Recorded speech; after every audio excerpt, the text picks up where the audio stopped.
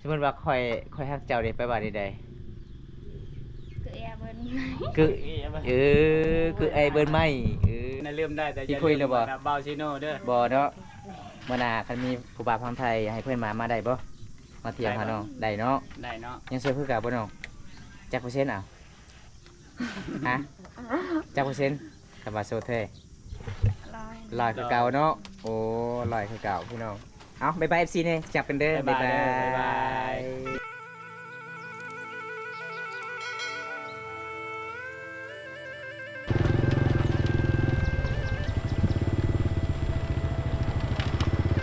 แล้วยังไ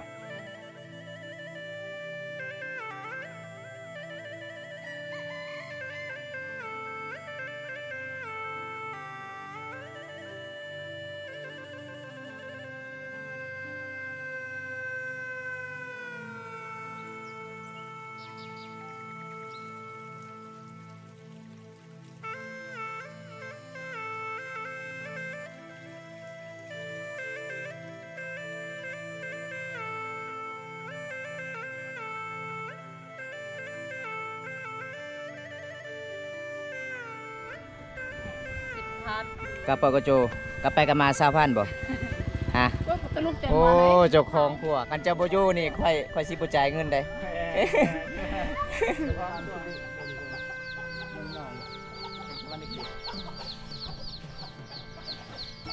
โอ้น้องเก่งขาด อยากเอาอม บ่ได้สีเนาะ มันพวกบ่เอิ้นพวกไปตรงพวกอมพวกเต้พวกสะหน่อยผัดเขาพี่น้อง เราเต้บานแน่รออันนี้ก็ตำคือกันพวกน้อย ครบแบบด้วยไม้เลยเนาะ นี่ หมู่บ้านนี้เขาเจ้าเจาะด้วยไม้ นี่เมนเขาเจาะด้วยไม้ อืม เป็นแบบดังเดิม เป็น เอากลอกลอมลายบ่มันยังอันนี้น่ะน้องจับอันยังอันนี้นะพายนะนับเอาบ่ สมมติว่าคอยฮักเจ้าเด้ไปว่าใด คือแอร์เบิ้ล ๆคือคือไอ้เบิ้นไหมคื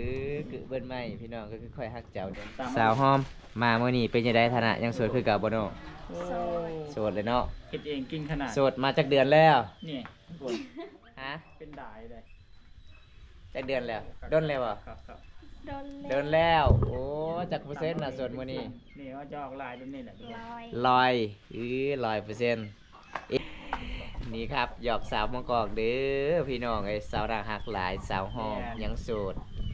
100%เพิ่นว่าอายุจักปีเลยน้อง จะปีละพูดบ่โอ้ยยุ่งตัว จั เอก ง ปีเลยน้องฮอด15 ปีบ่บ่ฮู้อายุโอ้ตอนนี้ไปก็เด้อน้องเด้อบ๊ายบายบ๊ายบายมันสวนฮะ ชวนบ่ บ้านสวนบ่อะหมอไหนอ้อหรืออะหมอไหนบ่อ้อหมอไหน เอา อ้ออันฮะนั่นน่ะทำงาน กระโท อะหมอโท เหมาะ โอ้ อยู่พี่ก็เอิ้นน้ำเหมาะเนาะ อะหมอเนาะ โอ้คอยกันกู อะหมออะหมอ อะหมอโท คือสาวโท สาวโท สาวยังบ่มีแฟนพี่น้องเอ้ยอันนี้สาวโทเด้ โสด โสด 100% โสด100%พี่น้อง เราจีมได้ยัง อันนี้สาวโทเด้อพี่น้องมาเยี่ยมยามคือเก่าโดนแล้วบ่ได้เยี่ยมยามพี่น้องเอ้ยหลังจากมาแต่ดองน้องสาวโทดองของน้องสาวโทพี่น้องก็เลยมื้อนี้มาเยี่ยมยามคือเก่าเพราะว่ามาเขตหมู่บ้านสาวโทพายุบ่เข้าเขตหมู่บ้านบอมตาพายุเข้าบ้านนี้พี่น้องเอานำเด้อ ขอบใจเลย ผู้สาวรับตอน บ้านเหรอสาวนะฮะทุกคนเลยมาบุผิดหลังแน่นอนทุกคนงามนะ นี่พี่น้องรอบๆบรรยากาศเขตชนบทหมู่บ้านสาวบ้านแกงอะลองพี่น้องม่วนหลายเด้เขตนี้พี่น้องเขาเจ้าตั้งเฮือนกะติดกันเลยพี่น้องเอ้ยบางคนก็จะเป็นเฮือนใหญ่บางคนก็จะเป็นเฮือนน้อยได้เห็นบ่บรรยากาศยามตอนเที่ยงเขตหมู่บ้านสาวบ้านแกงอะลองมื้อนี้สิพาผู้บ่าวซิโน สบายดีทุกคน นี่ สบายดีฝากในเด้อฝากในเด้อใส่สตูดิโอ ฝากกดติดตามไว้ด้วยพี่น้องเบาไซสตูดิโอพี่น้องอันนี้ก็สิพาเพิ่นไปเที่ยวหาสาว สาวโท สาวโท เห็นแต่ในคลิปบ่ เห็นในคลิปโอ้ตัวจริ งามปะ ตัวจ งา ริ ม ง ปะ งามกว่าในคลิปอีก งามกว่าเนาะ แม่อยากให้ทุกคนมาเบิ่งตัวจริงก็ได้ออกให้ลายมือเลยเนาะเมาลิ้นที่ใช้ชมการลิ้นที่ใช้ลิ้นนี่บ่เก่งลิ้นบ่โอ้เดี๋ยวนี้เขาบ่ได้เล่นบ่โอ้ม่วนบ่ผู้บ่าวหลายบ่ มันแล้วบอกมีผัว บ่มีผู้บ่าวอุ้ยแม่นบ่บ่มีผู้บ่าวไป ปีหน้าทางไว้เด้อ ยังไม่ได้กิน มันไม่ กินข้าว ได้เช้านี่นะ โอ้เนาะน้ำเบาใส่เนาะทำมากเฮ็ดได้ผู้สาวยังบ่ทันกินข้าว มี ตอน เห็น เลย ทุกคนเลยผู้สาวบ่เคยกินข้าวเช้าเด้อ เคยกินแต่น้ำ มีเห็น คือสิเป็นจักจันเลยเนาะ จะพอจะงามเนาะ แม่ โอ้บ่ได้กินข้าวเช้าทุกคนเลย ยันตุ้ยบ่น้องกินข้าวบ่ ฮะยันตุ้ยหรือว่าจังไส บ่แต่ว่ากินข้าวมันบ่ซึ้ง กินข้าวบ่ กิน แซ่ ข้าว บ บ่แซ่บ อืม บ่แม่นอกหักกับผู้บ่าวบ่กินข้าวบ่แซ่บ สงสัย บ่ได้ บ่เนาะ อันนี้น้องโทพี่น้องสาวบ้านแกงอลองเมืองน้อง บ่ได้สนใจก็ทักมาเด้อ แม่น โสดเพิ่นว่าโสดจักเปอร์เซ็นต์โสดจักเปอร์เซ็นต์ 100%เลย บาทแบ่งให้ค่อย50นี่เด้อ ซื้อเฟซเก่าบ่น้องโทโทยังซื้อเฟซน้อง ผัวใครบ่เคยทิม โทฮับฮัก โทรฮัก ฮักไฟบ่เคยทิมสามารถ บาท ทักหาได้เด้อพี่น้องภาษาลาวภาษาไทย ตลาด ภาษาลาวเด้อพี่น้องก็สามารถทักหาได้น้องได้พี่น้องเอ้ย อย่าลืมไป ตอนนี้อายุจักปีเลยน้องโท สิไป 18 ปีโอ้18 ปีก็ผู้ใดลมกับน้องก็สามารถเอาน้ำกันได้เลยพี่น้อง10ฮอด18 ปี เว ก็ ลาเขาขึ้นไปเล่นนำนี่ขึ้นเล่นอยู่เฮือนบ่อยู่เด้โอ้ คันลมอยู่นี่บ่ได้บ่กลางคืน บ่ได้เนาะ กลางคืนลม เพิ่นอย่างเดียว คืนลมอยู่เฮือน มาแรงเด้อค่อยสิมาเด้อ คันสมมุติว่าเจ้าถึกใจกับคอยเด้ กับร่วมกัน ลมกันอยู่เฮือนนี่แหละอยู่สดแจ้งเลยโอ้ย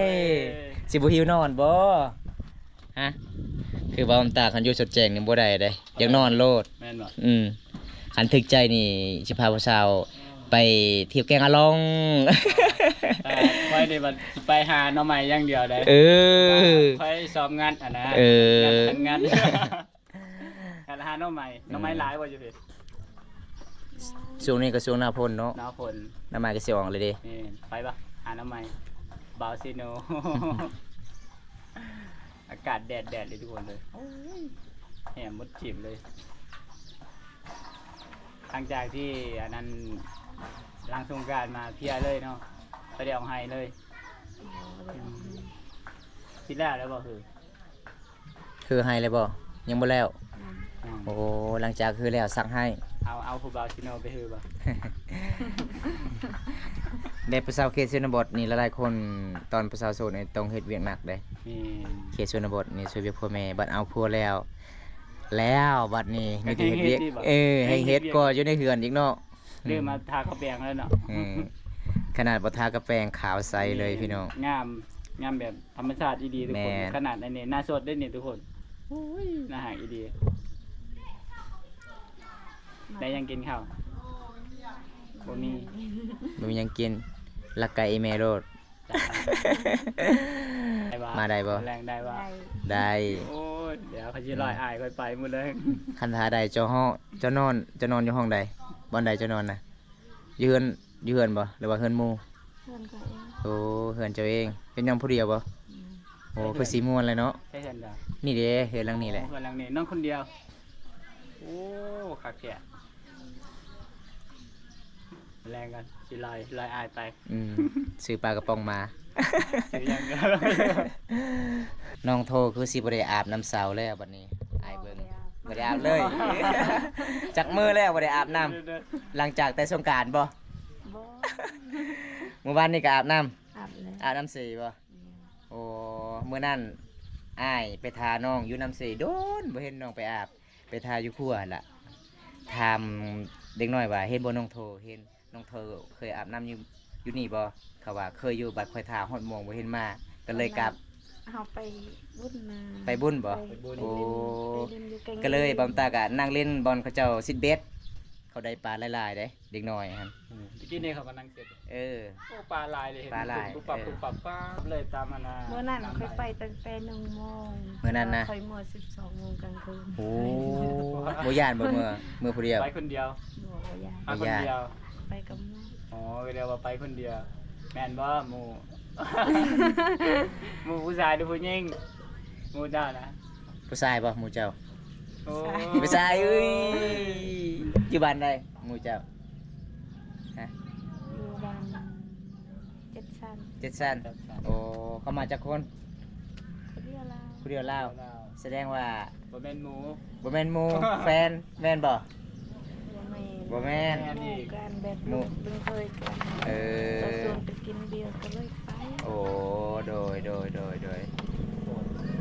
มาจะให้ที่สวนขึ้นมอเตอร์ไซค์ทุกคนปั่นเลย น้อง เดย์สนใจก็ทักมาเด้อทุกคน แม่น เฟซได้นั้นลืมนะ โทรหักไฟ หักไฟ บ่เคยทิมบ่ บ่เคยทิม หักไฟบ่เคยทิม ตามนั่นแหละทุกคน